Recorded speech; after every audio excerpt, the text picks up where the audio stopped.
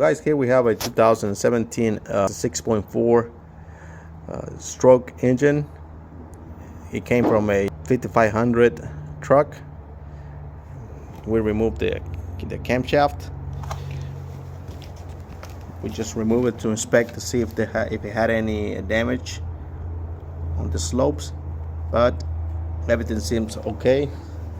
We didn't remove the heads. We just removed the rocker arms and the push rods on both sides. Here we have the sprocket.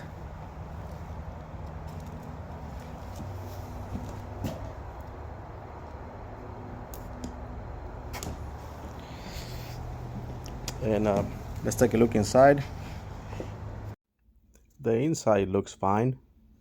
From what I can see, there's no visual damage to the camshaft bearings.